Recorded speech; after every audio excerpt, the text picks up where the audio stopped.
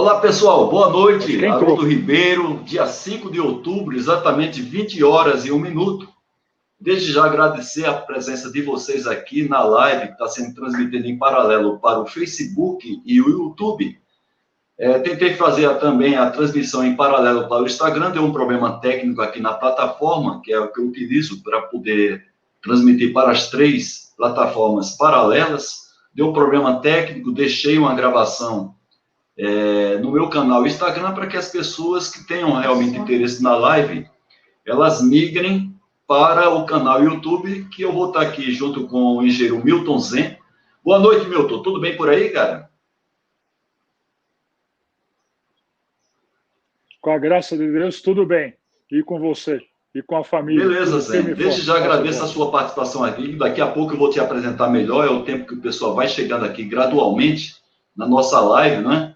Uma live super importante aí para quem deseja crescer profissionalmente no mercado de trabalho, além de ajudar a sua empresa, se qualificando com a postura adequada para esse tema que foi sugerido por um dos participantes das lives, que sempre eu faço, às segundas-feiras, 20 horas, horário de Brasília, que é live orientada, Milton Zen, para quem deseja crescer profissionalmente, tá?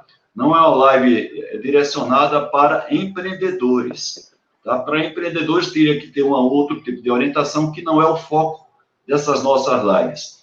Eu fiz já 4 lives individualmente, né? Mas a ideia era fazer o chamado para que gradativamente eu fosse chamando convidados para a gente discutir sobre determinado tema, para que a live fique mais dinâmica. E também a experiência do convidado agregue valor à nossa discussão. Bem, Zen. Tá bom, agradeço. Zen, agradeço novamente o convite, então. Isso. Só para orientar o pessoal que está chegando agora na live, que eu já agradeço, né? Eu peço, inclusive, para as pessoas, quando se identificarem, dando aí boa noite, dizer a região de qual está falando, para que os demais participantes tenham uma noção de onde cada participante está falando, né? Isso é muito bom. E até 21 horas, exatamente 21 horas, não vamos passar disso, com essa live, incluindo a participação de quem está aí conectado com a gente, com as perguntas, as respostas. Eu vou estar com o Milton Zen aqui, sempre num bate-papo bem informal, nós não vamos fazer a apresentação de slides para vocês, vai ser um bate-papo, é como se eu e o Zen estivessem aí tomando um cafezinho e vocês estivessem vivenciando aí no BBB, não é? E para quem não conhece o Milton Zen, ele é autor de 2 livros, um deles foi que eu fiz a chamada para a live, que é o fator humano na manutenção. O Zen, vou fazer aqui uma declaração em público, eu nunca fiz isso, né, ele sabe disso, ele tem uma relação extremamente profissional comigo há 25 anos, quando, em função dele estar coordenando, além dele ser gerente de manutenção em uma das unidades de negócio da Mercedes-Benz aqui de São Bernardo, estou falando aqui de São Caetano do Sul, ABC Paulista, e o Zen coordenava também o programa 5S. E ainda eu morando em Salvador, iniciando meu trabalho de consultoria pela PDCA, tive o convite para ajudá-lo na implementação do 5S na Mercedes-Benz. Então, graças a ele, inclusive, eu vim morar 2 anos depois aqui em São Paulo. Estou aqui já há 23 anos, eu vim para cá exatamente em 97. E o Zen, quando era diretor da Abraman, Associação Brasileira de Manutenção, ele propiciou que eu escrevesse o primeiro livro sobre TPM, um livro chamado Manutenção Autônoma, um livro que foi, vamos dizer assim, outorgado pela Abraman a partir da pessoa do Milton Zen. E foi o primeiro livro, viu, Zen, de manutenção autônoma aqui no Brasil. Depois você também me convidou para participar de uma coletânea de livros, juntamente com Allan Kardec, o qual você também é coautor desse livro, né? Gestão Estratégica, no meu caso, da manutenção e manutenção autônoma. Você também fez uma coautoria com o Allan Kardec, uma pessoa altamente especialista, oriundo da Petrobras, em manutenção, hoje muito vinculado à Abraman lá do Rio de Janeiro, e por que não dizer a Abraman Nacional. E você também foi coautor e propiciou também que eu escrevesse um livro junto com Allan Kardec. Além do mais, você coordena há mais de 10 anos um curso de pós-graduação na FEA, aqui de São Paulo, uma faculdade das mais renomadas do Brasil na área de engenharia. É um curso de pós-graduação que eu considero, viu, Milton, o melhor curso de gestão de manutenção aqui do Brasil. Eu faço benchmark e, sem sombra de dúvida, não somente pelo conteúdo, mas também pelos professores. E também você me convidou para participar desse grupo seleto de professores há mais de 10 anos, que eu estou junto com você. E agora você também me convidou para participar de um grupo extremamente competente para tratar justamente desse tema da indústria 4.0, que daqui a pouco eu quero que você comente. Então, desde já agradeço a toda essa confiança, essa relação profissional que a gente tem, e depois se transformou numa relação de amizade.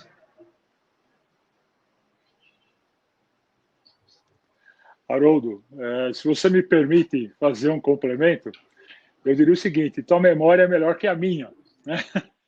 Mas quando você falou do livro de manutenção autônoma, eu ainda tenho guardado,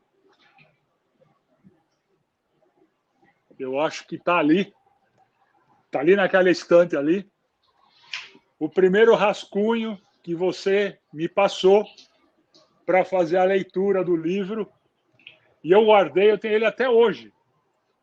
Eu tenho esse livro, esse rascunho, né? Tá numa pasta, né? Tá numa pasta. E quando eu li, eu falei assim para você: puta, esse livro vai ficar show. E realmente ficou show, né? E depois, na sequência, nós tivemos a oportunidade de fazer aquela coletânea da Abraman também. Foi muito legal. Eu ainda tenho a coletânea aqui nessa estante que está aqui atrás. Na realidade, eu tenho 2 escritórios, né? Um escritório que está aqui em casa, né, onde eu estou exatamente agora, e o meu escritório formal, que fica lá no Largo do Rude Ramos, né? Ele é muito mais próximo, né? Mas realmente a vida nos aproximou, e o que eu sempre gosto de repetir, né? Na realidade, eu diria que você é um irmão mais novo, né? Porque eu te considero não um profissional, né? Mas um garotão, né? Que é bem mais jovem do que eu, não tão mais jovem assim, né? Mas mais jovem do que eu, mas um garoto que sempre acreditou, teve confiança naquilo que procurava aprender, naquilo que estudava, e eu gostei muito de ter aprendido bastante com você também. Não tenha dúvida, você propiciou isso, você criou toda essa empatia, né, com todas as pessoas, que é um tema que eu quero voltar a falar, né, com todas as pessoas que te cercam, e esse teu jeitão de ser amoroso, amigo, né, litúrgico às vezes, né? Eu já até te falei que você está caminhando para ser pastor. Alguns dizem que eu já estou encaminhado para ser pastor, mas, pelo amor de Deus, estou muito longe disso, né? Eu diria que você está mais próximo do pastoreio do que eu.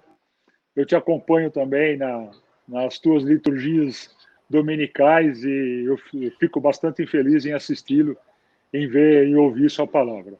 Realmente é um prazer estar aqui, pode ter certeza disso. Muito bem, Zé. Então, você, sem querer, né, deu origem para a área do TPM em termos de literatura. Eu já tinha escrito, na época, em 99, vários livros lá de 5S, mas esse de manutenção autônoma, que eu chamei lá O Resgate do Piso de Fábrica, que a Cimes, ela patrocinou a produção desse livro. Nós distribuímos em um congresso nacional da Abraman, se não me falha a memória, em Vitória do Espírito Santo, e abriu o espaço aí. Hoje eu já tenho em TPM 18 outros livros publicados, né?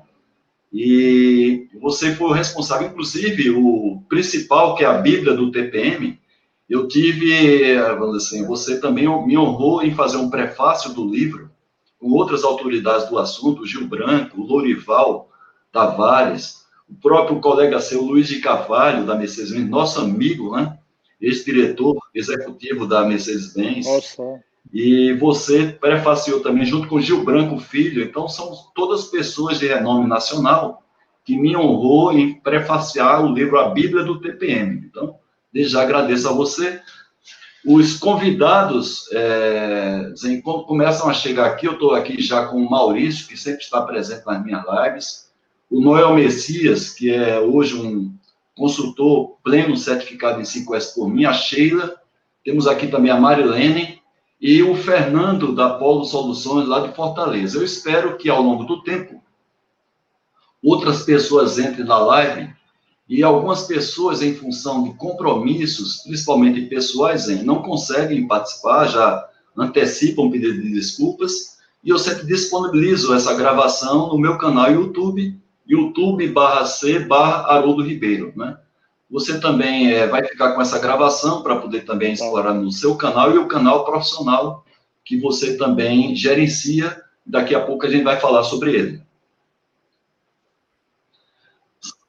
Tá bom. Zé, te agradeço. Muito bem, o tema de hoje, Zé, é como um profissional proativo, né, ele pode estar preparado para pegar carona, né, para aproveitar justamente essa tendência que não tem volta da indústria 4.0, né? Nós estamos agora ainda num processo bem incipiente da indústria 4.0, tanto no mundo quanto principalmente aqui no Brasil.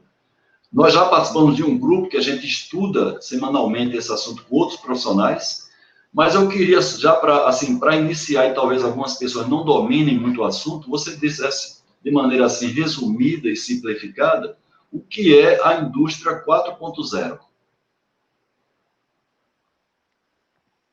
Bom, de maneira bem simples, a indústria 4.0 nada mais é do que a conexão humana com a máquina. Eu diria que é a forma mais simplória de falarmos, né? O quanto o ser humano conseguirá interagir com a máquina e, obviamente, mantendo toda aquela estrutura de conexão muito forte com o próprio ser humano.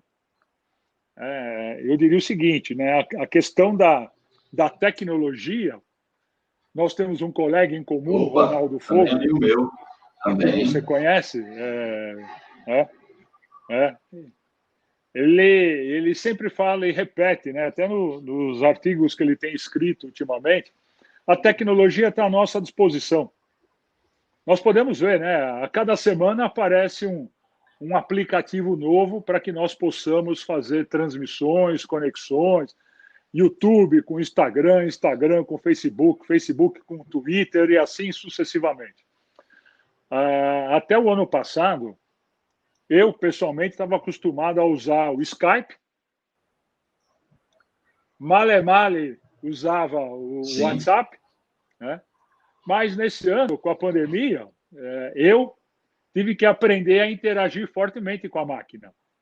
Como professor, né, como coordenador do curso da FEI e professor também lá do curso de pós-graduação de gestão de manutenção lá do IPOG, nós passamos e fomos obrigados, né, a interagir com a máquina e aprender a conviver com a máquina, ou seja, ter a máquina como uma verdadeira amizade.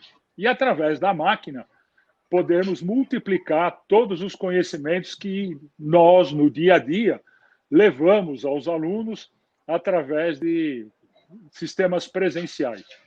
E desde meados do ano, nós, professores, estamos trabalhando com o Zoom, com o Skype, com o Google Meet, com o Webex, com o Teams, né? E eu tive recentemente procurando quantos sistemas de comunicação nós temos no mundo hoje. Já são 19, sendo o Zoom um dos principais. E é por isso que a maior parte das escolas tem usado o Zoom e o Teams. O Teams por quê? Porque o Teams tem uma base muito forte da Microsoft e tem uma sustentação tecnológica bastante avançada.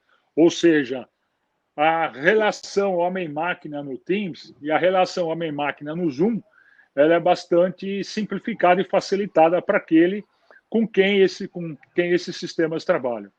Então, eu diria que o meio mais fácil de explicar o que é a indústria 4.0 é justamente essa relação de amizade que existe muito forte entre o homem e a máquina. Entretanto, existem muitos que colocam a seguinte observação. E quando a máquina começar a mandar em nós, seres humanos? Eu, pessoalmente, né, perto dos meus quase 64 anos de idade, eu penso que isso jamais vai acontecer. né? Porque quer queira, quer não queira, o ser humano estará sempre colaborando para fazer um avanço tecnológico. E mesmo que as máquinas um dia venham a construir a si mesmos, e eu diria que isso não será difícil, porque máquina construindo máquina, isso já acontece hoje, né? Você vê a construção numa linha de automóvel, praticamente 60%, 70% dela é feita por máquinas. E é óbvio, né, que todo o desenvolvimento de software usuário, é tudo feito pelo ser humano. Mas, com o tempo, a inteligência artificial vai acabar absorvendo muito disso. E o ser humano vai ter que ser muito melhor, né? Vai acabar trabalhando ainda mais a sua capacidade de desenvolvimento mental para que isso venha a ser ainda um fator alavancador de tecnologia. E se você me permitir mais um segundo para complementar essa introdução, acho que todos vocês assistiram aquele filme O Homem Bicentenário com Robin Williams. Talvez alguns de vocês se recordem. Um filme incrível, né? E que ao longo de 200 anos, o que era um robô acabou se transformando num praticamente ser humano. Ou seja, todas as técnicas e tecnologias que foram sendo desenvolvidas ao longo de 200 anos,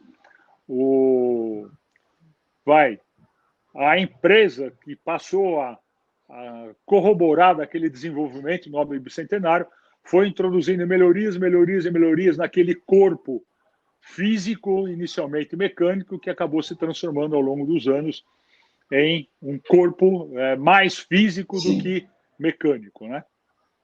E então isso é uma tendência, eu não tenho dúvida. O outro dia eu recebi um link de um vídeo de manufatura 3D, que é uma das coisas que acontece dentro da indústria 4.0, que nós chamamos também de manufatura aditiva ou impressão 3D, de uma mão humana. Sim. Uma mão humana impressa em impressora 3D. E os médicos que fizeram esse desenvolvimento fizeram o teste das movimentações da mão e da circulação sanguínea nesta mão. Ou seja, é uma primeira, né? Veja só, como um desenvolvimento biotecnológico que nós estamos vendo, ainda muito incipiente, mas que no futuro existe uma tendência muito grande disso vir a ser digamos assim, uma possibilidade de melhorar. Nós estamos aqui já com o Maurício, o Minella, o Amarildo Minella, né, que também é um colega meu de trabalho, a Sheila Cassim, que já está aqui também conosco. Agora, legal. Agora, Zen, por que a denominação 4.0? De onde vem a... Bom, a indústria 4.0, a noção vem primeiro da 1.0, que foi lá atrás, antes do período de máquina a vapor e tudo mais. Com a implementação da máquina a vapor e a introdução da questão da energia elétrica no sistema, nós já partimos para a indústria 2.0.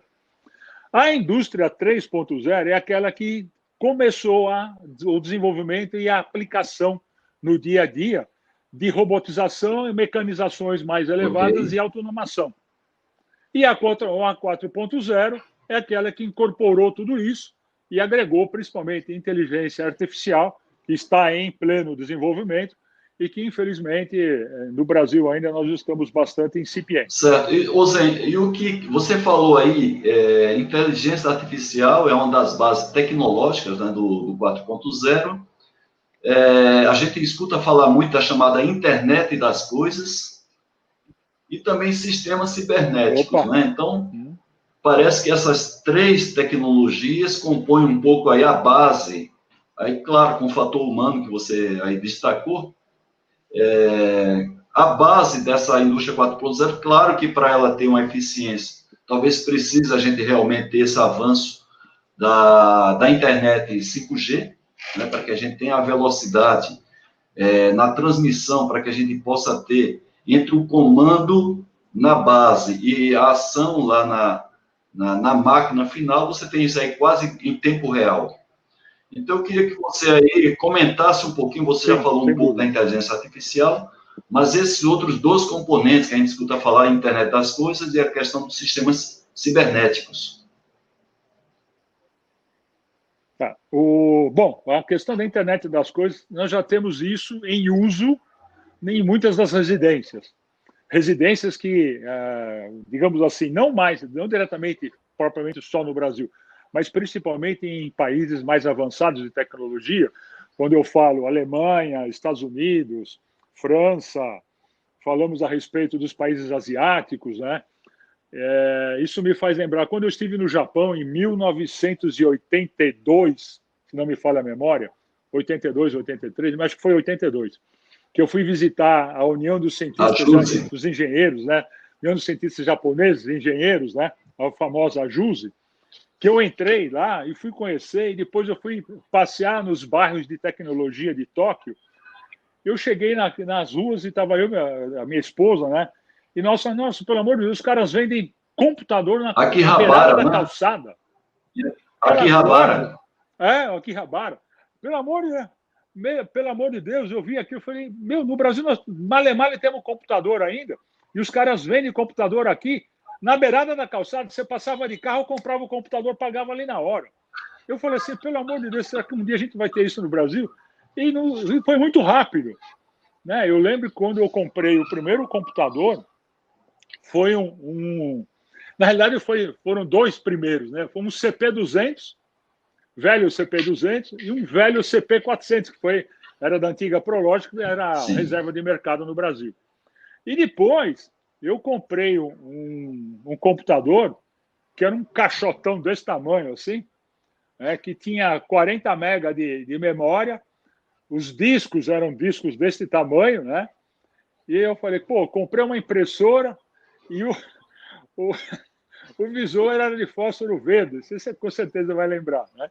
Nós tínhamos esses tipos de sistemas dentro da Mercedes-Benz.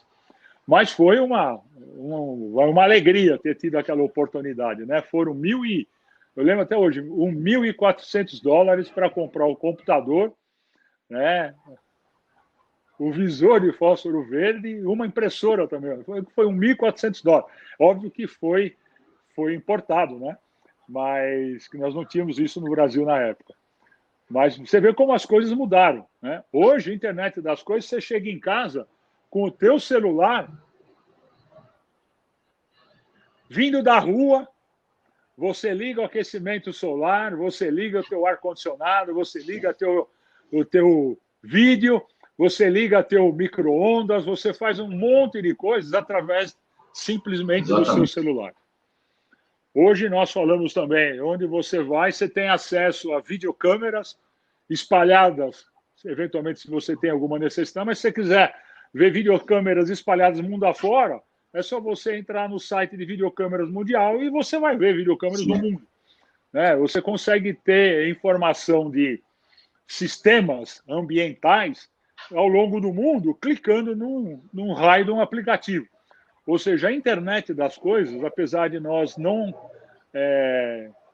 chamarmos ela de internet das coisas no dia a dia, assim, para nós mesmos, porém, mas nós já temos essa tecnologia desenvolvida, é praticada, né? Mas nós não nos damos conta dela, né? E no ambiente industrial, isso é muito maior, né? Porque você passa a controlar sistemas verdadeiramente integrados. Um dos itens extremamente importantes na indústria 4.0 são os sistemas logísticos, né? Porque se você não tiver isso tudo ligado, né, o Kanban da produção, todo ele amarrado com sistemas logísticos, como é que vai ser a brincadeira? Não vai, né? Essas coisas não rolam. Isso é o que se chama aí dos sistemas cibernéticos, a gente ter toda uma rede, toda a interligação de equipamentos, né, que, no caso aí de uma indústria, facilitem muito essa programação, toda a questão da logística, transferência. Hoje, o Kanban, que em japonês Kanban significa o cartão, quando a gente pensa em cartão, a gente pensa naquele elemento físico, né, que alguém leva aquele cartão. Isso é do nosso tempo lá atrás. E manda lá para o fornecedor interno, né, para o cara mandar mais uma quantidade de peças. Quer dizer, como se chama cibernético, aí talvez tudo isso aí não precise mais, não é que os equipamentos conversam entre eles, é isso mesmo? Sim, ó, vou fazer um complemento disso que você falou. As fábricas hoje, como é que elas são construídas? Hoje elas são construídas em cima de um software que é todinho ele desenvolvido em modelos sistemas CAD/CAM, né, que obviamente já é superada essa tecnologia, mas para alguns vai ficar fácil entender de maneira mais rápida. Hoje você constrói a fábrica primeiro no teu computador. Quando você pensa em planejar a fábrica, lá atrás, no pré-planejamento, vamos falar principalmente em grandes empresas, lá no pré-planejamento, isso tudo já vem nascendo dentro de sistemas conversacionais que saem do pré-planejamento e te levam ao primeiro produto saindo para entrega lá na ponta da linha. E isso tudo é desenhado de maneira a interligar todos os sistemas computacionais, todos os sistemas logísticos, todos os sistemas de transporte robotizados, automatizados, integrar todas essas digamos assim, essas maneiras, né, diversas de conversações, para que isso tudo lhe traga a informação chamada produto final lá na ponta da linha. E o interessante dessa brincadeira, eu tive a oportunidade de assistir o lançamento do SpaceX, agora, quando foi feito para ir para a estação orbital.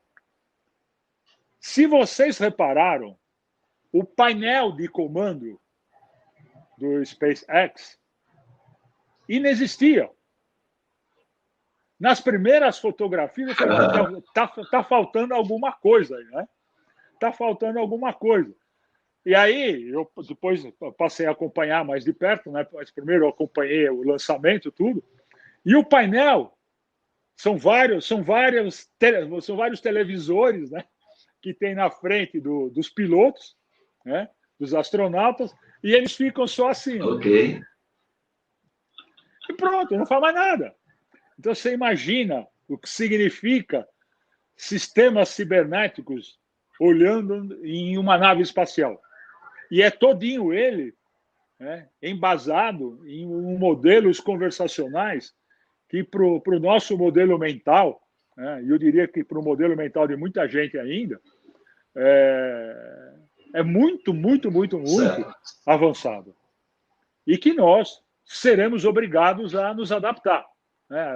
Falar em sistemas cibernéticos agora virou corre-corre e a nossa rotina do dia a dia. Né? Tem já um colega nosso aqui, que é o Maurício, que ele sempre está aqui com o cognome de Flamingo Azul, que ele faz uma colocação, é o cognome que ele gosta de usar, né? Mas é o Maurício, que inclusive já fez vários cursos digitais meus, 5S de TPM.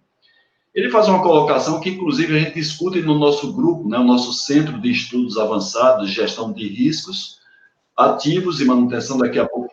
E manutenção, que daqui a pouco você vai comentar um pouco sobre esse grupo que nós participamos e nos reunimos semanalmente com a sua coordenação. E a gente discute justamente isso que o Maurício está colocando aqui, as duas realidades que nós vamos ter, não é? A realidade do passado, onde a gente encontra ainda muitas deficiências básicas nos equipamentos das empresas, além, claro, da tecnologia desses equipamentos, que, claro, a migração para o 4.0 vai acontecer gradualmente, eventualmente novas fábricas sejam construídas, já são construídas dentro desse parâmetro do 4.0, mas as existentes vão migrar gradualmente, não tem como a empresa de uma hora para outra, nem questão econômica, nem também a questão da logística de você tirar o equipamento e colocar outro imediatamente, né? Então fica muito difícil fazer isso. E a gente sabe muito bem, Zé, a gente discute isso, as limitações que ele coloca aqui, o Maurício, a questão da precariedade, às vezes, da conservação das máquinas.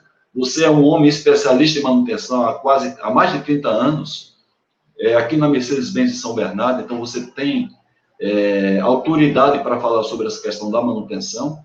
A própria limpeza que o Maurício coloca aqui, que a gente inclui isso aí tanto no 5S, como nas atividades de manutenção autônoma, mas a gente sempre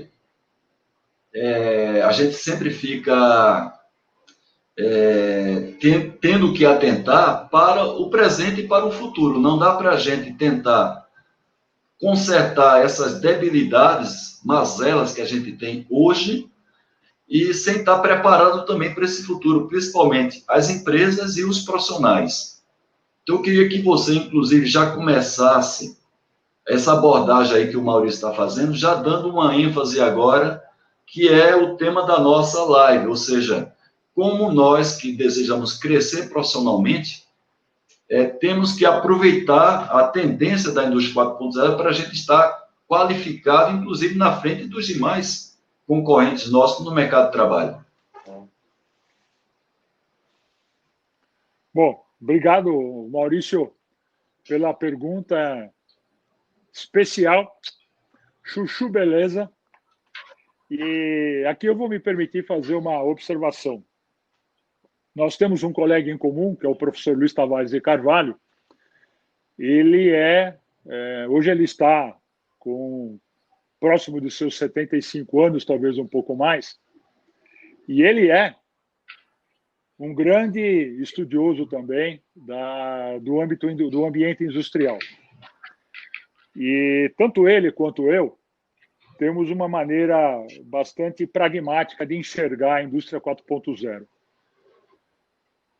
A idade média do parque fabril brasileiro, vamos dividi-lo em duas partes: o industrial e o agronegócio.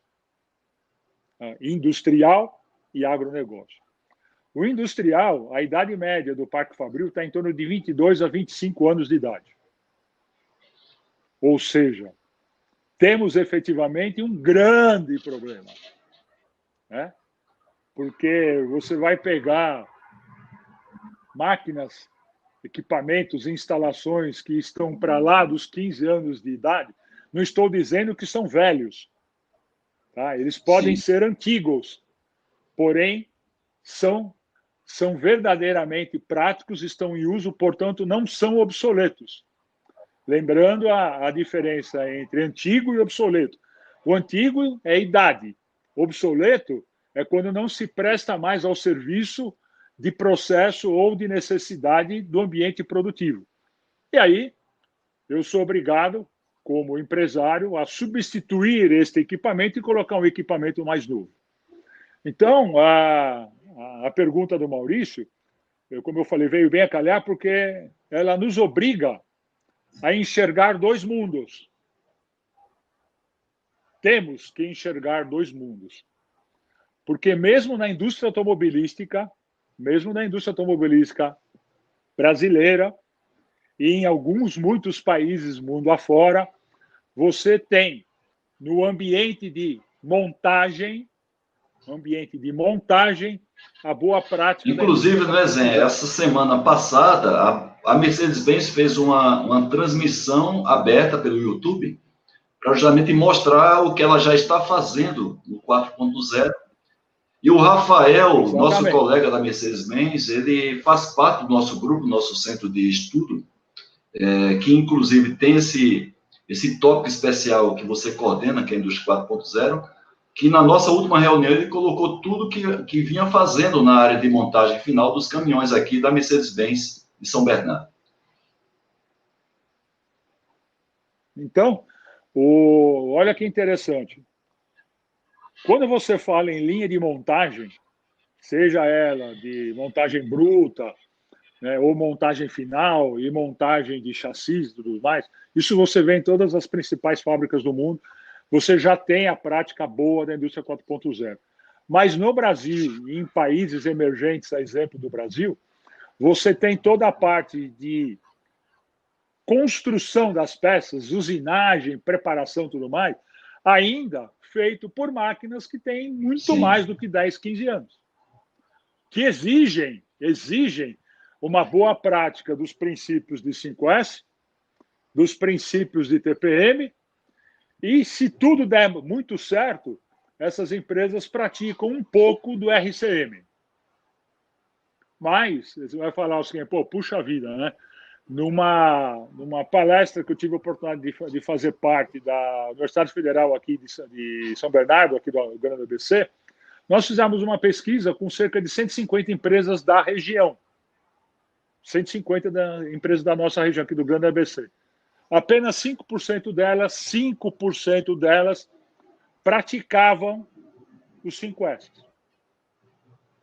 Já falar, pô, mas o que é praticar? É do início ao fim. Talvez não tivessem a certificação da PDCA, que é a única empresa no Brasil que fornece certificação de 5S.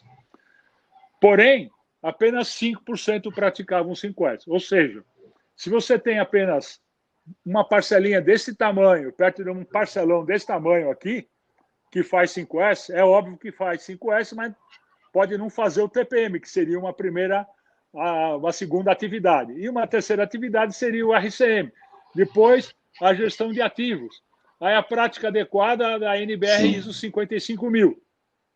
Junto com ela, a NBR ISO 31000, a 9000, a 41500, que fala sobre segurança, a 18000, que é... fugiu a nome, agora a social, né, do ambiente social, a sustentabilidade. Ou seja, existe um conjunto muito grande entre o primeiro patamarzinho, que é o 5S, até o todo daquilo que nós poderíamos dizer e que teríamos a obrigação de praticar. Quando a Angela Merkel assinou o pacote da Indústria 4.0 em 2013 na Alemanha, por que ela fez isso na realidade, né? A Alemanha tinha feito um estudo de avaliação de qual seria o nível dela de disponibilidade de conhecimento técnico e disponibilidade de engenheiros das mais diversas classes e principalmente engenheiros computacionais, engenheiros de software e aqueles que desenvolveriam ações de tecnologia da informação. Ou seja, em 2020, naquela época, a Alemanha já sabia que estariam faltando esses profissionais no mercado.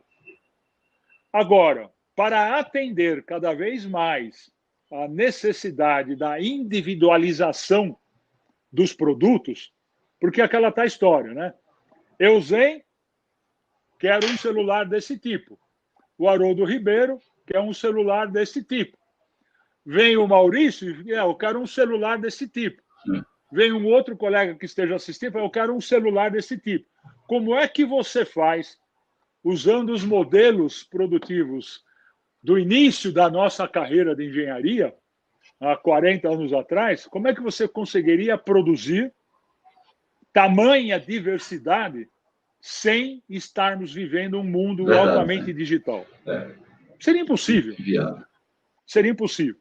Então, o mundo, né, o mundo à frente em termos de tecnologia não teve outra alternativa.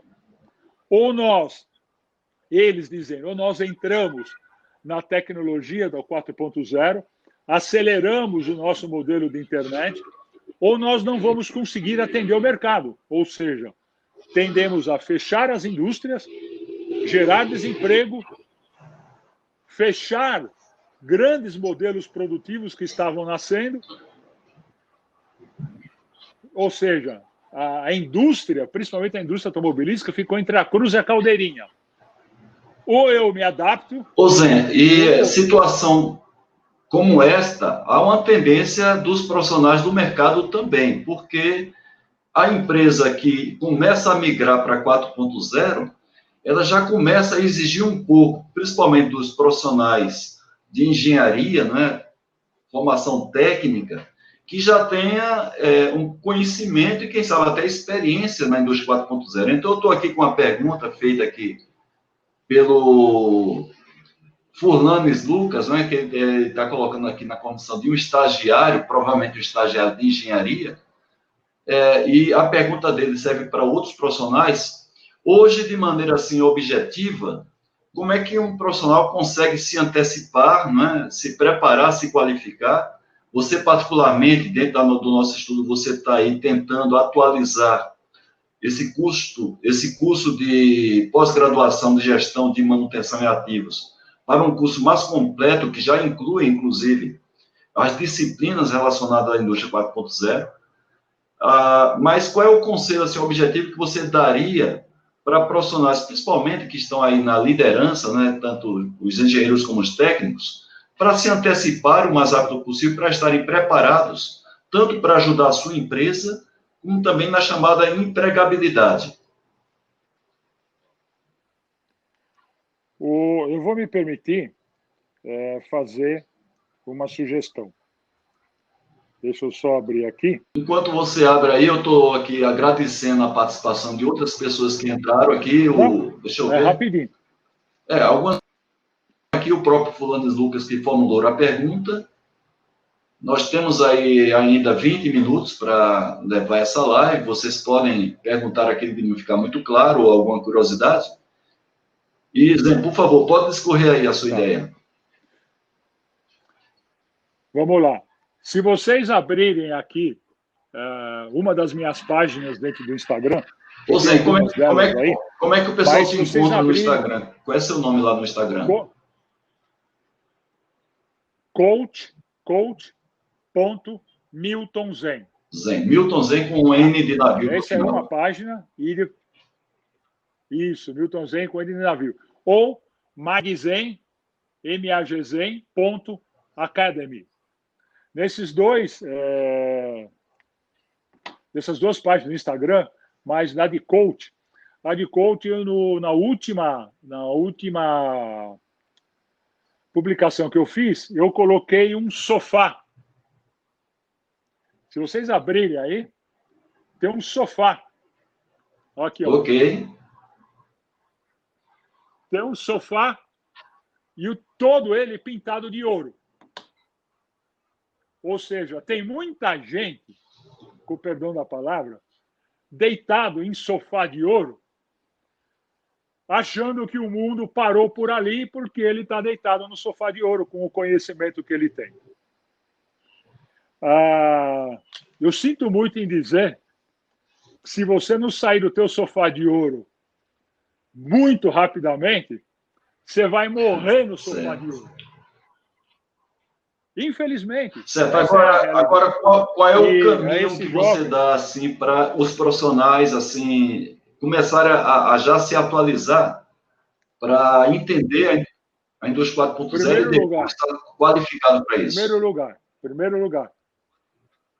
Primeiro lugar, saia da zona de conforto. Esse é o ponto 1. Por que as pessoas têm dificuldade de sair da zona de conforto? Porque, a hora que eu sair da zona de conforto, vou ter que caminhar para o desconhecido. A indústria 4.0 hoje é o desconhecido. Ok. A indústria 4.0 hoje é o desconhecido. Então, muitos profissionais falam, pelo amor de Deus, deixa eu continuar onde eu estou garantindo o meu emprego, a minha sustentabilidade, né? Tá continuando. Eu passei pela pandemia, sobrevivi à pandemia, o que muita gente, infelizmente, acabou não tendo essa possibilidade.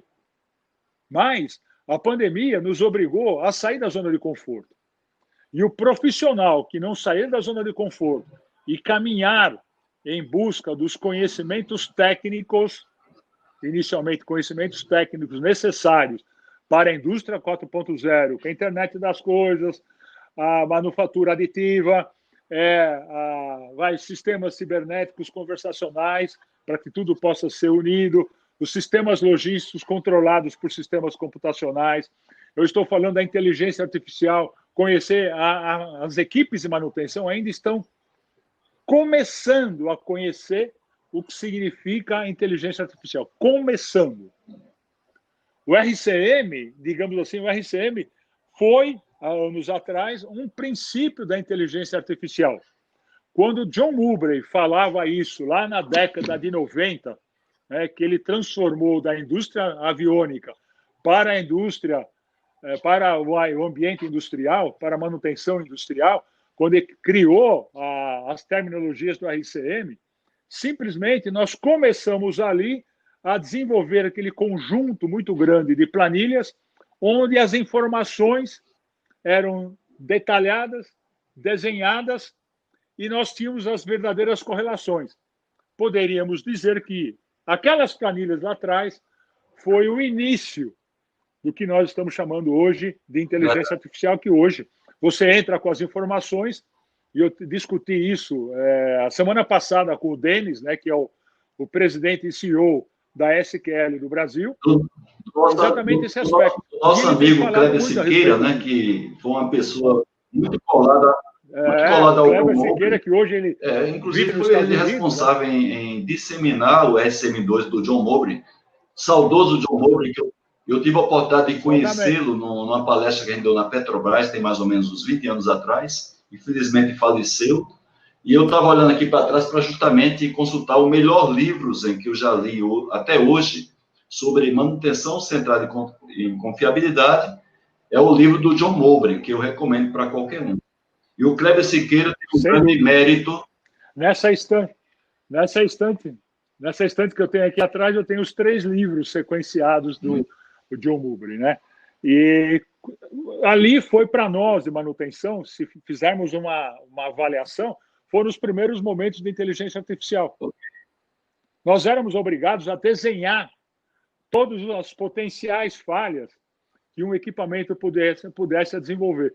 Hoje, né, o Denis tem desenvolvido trabalhos no sentido de como interagir esse conjunto de informações e fazer com que isso evolua ainda mais dentro dos princípios da inteligência artificial. Então, o que eu estava falando, o profissional hoje, ele não tem muita escapatória. O jovem, principalmente. O jovem tem um mundo à frente. Aquele que está no nível ainda de estagiário, começando a sua carreira profissional, ele, por obrigação, quanto mais rápido ele vier a conhecer, quanto mais rápido ele efetuar um curso, seja de pós-graduação ou mesmo de graduação, enfocando a engenharia da computação, engenharia de software, robótica, sistemas mecatrônicos, mais rápido ele tem a possibilidade de caminhar para a indústria 4.0. Só que tem um detalhe, tudo isso é tecnologia.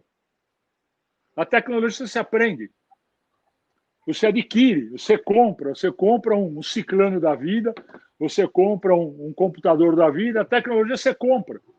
Agora, como fazer para se correlacionar o homem com a máquina? E aí que eu quero, se você me permitir, são várias dicas, mas eu vou me permitir colocar pelo menos 5 aqui, Haroldo. Eu sei que nas tuas lives você sempre sugere 5 dicas de melhoria profissional. Então, demos a introdução sobre o que significa a indústria 4.0 e eu quero falar agora sobre a questão humana, né? Sobre o ser humano. O que o ser humano, o que o engenheiro, né, na sua atividade comportamental, deve estar atento. Então, eu chamo a atenção, em primeiro lugar, saber ouvir. Praticar a escutatória, ou aquilo que nós chamamos a escuta ativa. Saber se colocar no lugar do outro. Porque não é fácil, né? O saber se colocar no outro é praticar a empatia, a verdadeira empatia. Porque, infelizmente, né? Não direi infelizmente, nós nascemos assim, né? Nós estamos muito acostumados a receber inputs. Tudo vem do mundo para nós, através dos olhos, do olfato, do paladar, da audição, do tato, ou seja, o mundo nos chega através das nossas sensações. Ou seja, nós sentimos o mundo através do nosso próprio corpo. Agora, nós não estamos acostumados a nos avaliarmos constantemente para sabermos nos posicionar melhor diante das necessidades de mercado. Então, o aspecto que você falou logo na sequência da empatia, saber se posicionar no lugar do outro, é a segunda grande dica. Ou seja, saber ouvir, praticar fortemente a empatia, sabendo se colocar no lugar do outro. procurando entender os pontos de vista do outro. É um aspecto extremamente importante, porque estes dois momentos, que é saber ouvir e praticar a empatia, lhe leva a uma terceira dica, que é saber trabalhar em equipe. O ser humano, por si só, ele é individual. Se você fizer uma autoanálise ao longo de toda a sua carreira profissional, você dificilmente teve, a não ser que você procurou isso, você teve formações especiais dedicadas ao desenvolvimento humano de trabalhar em equipe. Então, temos três. Nas escolas de engenharia, nós não tivemos isso. Nem as escolas de engenharia hoje têm isso. Então, vejam só, quando você fala o saber ouvir, empatia, fazer a escutativa, certo. Ou a escutatória, e trabalhar em equipe. Empatia. Faltam dois. Trabalho em equipe. Esses três aspectos lhe obrigam a um quarto: saber se comunicar. E o saber se comunicar não é só falar da boca para fora, é falar da boca para dentro. É aquilo que você verdadeiramente acredita e acreditando, você sabe exprimir ou expressar aquilo que você acredita. Lembrando que a atitude está no cérebro e o comportamento está nas mãos. Ou seja, ter atitude é saber colocar em prática aquilo que nós acreditamos. Agora, o saber se comunicar é saber falar, saber se expressar, saber ler, saber escrever. Muito bem. Nós tivemos um professor no curso de pós de gestão de manutenção em ativos. Eu não vou falar o nome dele aqui, mas se eu der uma dica, você vai se lembrar. Ele foi coroinha nos seus idos tempos de juventude. E ele praticamente reprovava profissionais em cursos de pós-graduação simplesmente porque eles não sabiam escrever os projetos ou escrever os trabalhos que nenhum curso de pós-graduação você é obrigado a realizar. E aí eu lembro que eu comentei com ele, eu falei assim, hoje nós estamos tendo um sério problema. E esse problema só vem se ampliando ao longo dos últimos anos. A comunicação para o engenheiro se tornou um empecilho hoje. Então, hoje, o engenheiro tem mais dificuldade de apresentar uma proposta de trabalho, de apresentar um projeto, de vender as suas ideias, simplesmente porque ele está vivendo fortemente as conexões via WhatsApp, via Facebook, onde as conversas são elas enxugadas para emojis, para símbolos, e as pessoas criam dificuldade de fomentar e construir ideias contextualizadas e, obviamente, continuadas. Se você tem essa dificuldade, você vai ter dificuldade de vender o seu projeto. E eu quero chamar a atenção, mais um aspecto, que seria o quinto. Não sei quanto tempo a gente tem. Mas eu queria que você discorresse sobre esse quinto em 2 minutos, para a gente ter 3, para poder fazer o fechamento. Eu vou fazer outros comentários aqui em cima do que você falou, por favor. Tá bom. O quinto que eu chamo a atenção é saber liderar. Saber liderar é lembrar de um pequeno detalhe. Liderar é saber liderar líderes. Saber liderar e saber liderar líderes. Ou seja, você, ao desenvolver trabalho em equipe, trabalho em grupo, não é grupo de trabalho, é trabalho em grupo, trabalho em equipe, é saber reconhecer que você passa a ser muito mais um coadjuvante na liderança do que um líder nato. A liderança nos times de hoje, ela é uma liderança compartilhada. Por exemplo, nesse exato instante, eu estou sendo líder na live, porque eu estou expondo e o conjunto de pessoas, os assistentes, estão escutando e estão assistindo. Quando eu deixo este papel de liderança e você assume o papel de liderança, você é o líder, mas é uma liderança compartilhada. E quando você sai do papel de liderança e passa a liderança para aqueles que estão assistindo aí na plataforma, eles passam a ser o líder. Então, vejam, a liderança hoje, ela pulula de pessoa a pessoa. Então, eu diria que estes 5 aspectos são extremamente importantes nos dias de hoje para uma boa absorção da filosofia da indústria 4.0. Agora, a grande dificuldade é como levar tudo isso. Tem outras mais, né, que a gente pode fazer, falar a respeito delas em uma live futura. Porém, eu diria que essas 5 são extremamente importantes. E vou fazer um comentário.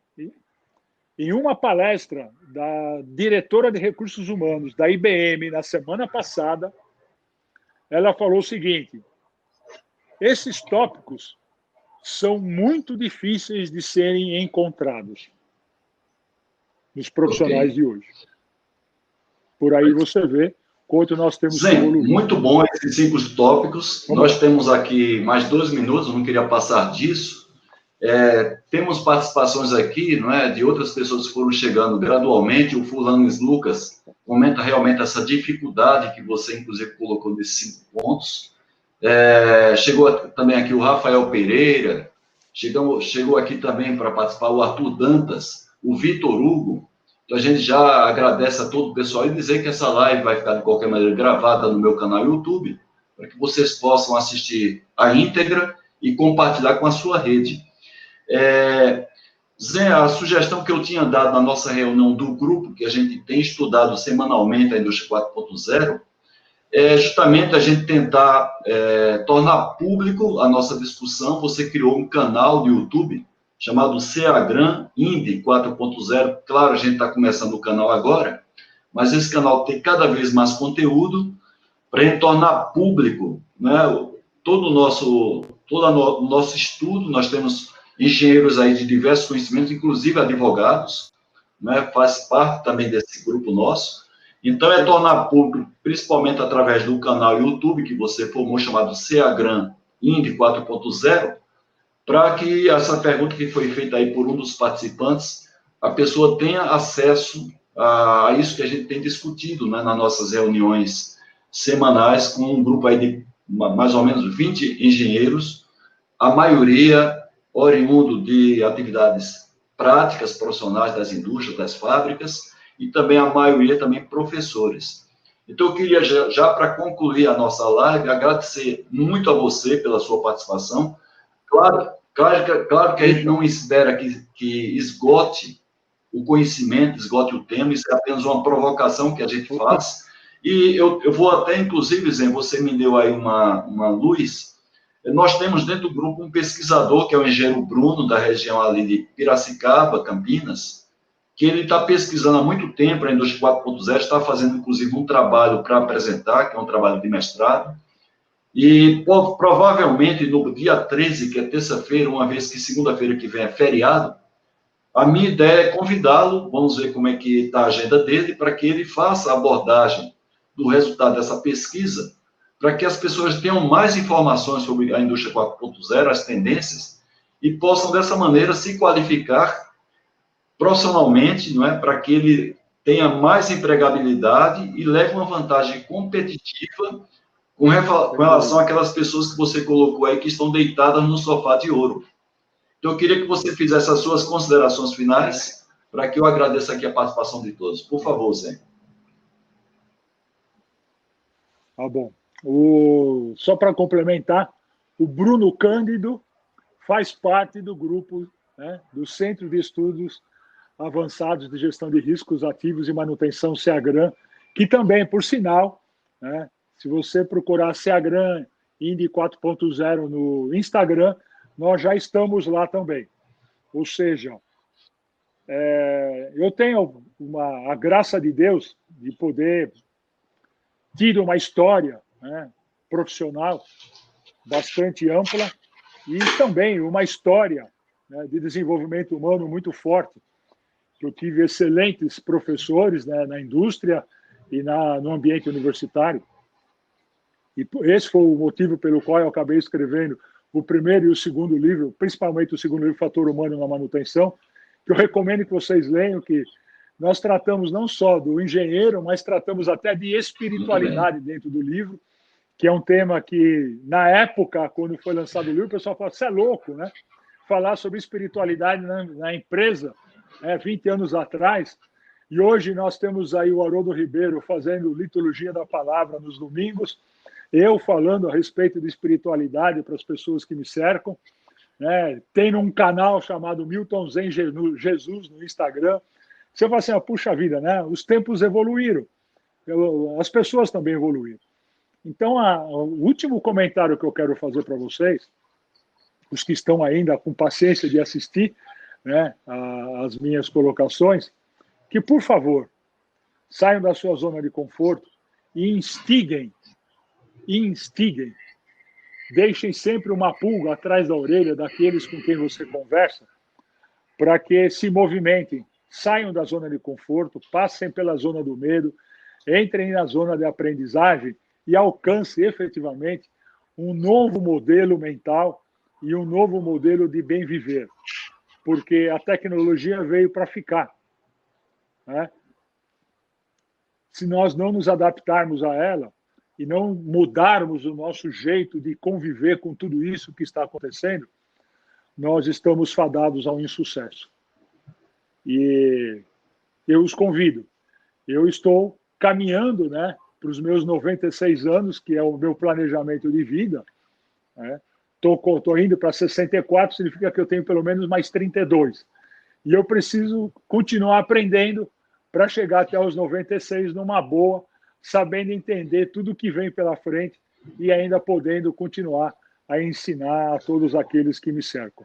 Esse é o papel do professor, esse é o papel de um mentor, é o papel de um orientador, é o papel de um coach e é um papel de professor, como também o Haroldo cumpre aqui muito bem em suas lives.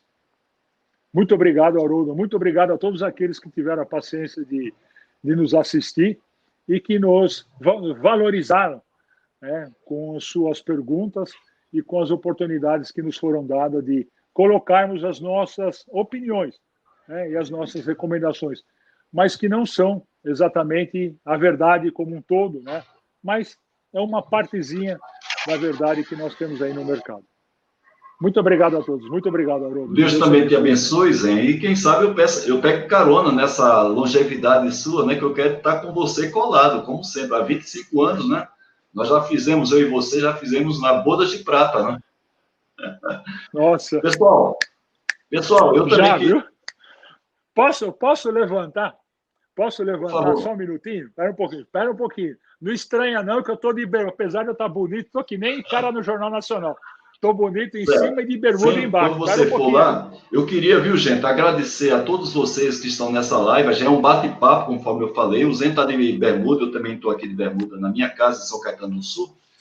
E já informar que na próxima terça-feira, dia 13, não dia 12, normalmente eu faço minhas lives às segundas-feiras. Aí você me emociona, não é, Zen?